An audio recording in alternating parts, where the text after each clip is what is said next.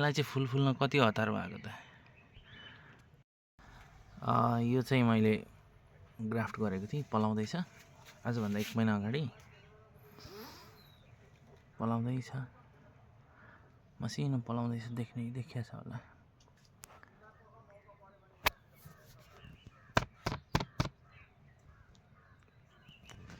यसको त फुल पनि आइसकेछ हौ, सबै पलाउँदैछ। 4 5वटा कलर छ। यो चाहिँ मैले गमलामाथि गमला किन राखेको भनेर चाहिँ म फेरि पछि भन्छु। प्राय सबै यो गमलामाथि पट्छ, यसरी राखेको छ। प्राय जस्तोमा ग्राफ्ट गरेको छ। पुरानो ठुटाहरू पलाउँदैछ, सबै पलाउँदैछ। 80% सक्सेस हुन्छ होला योचोटि ग्राफ्टेड। सबै पलाउँदैछ।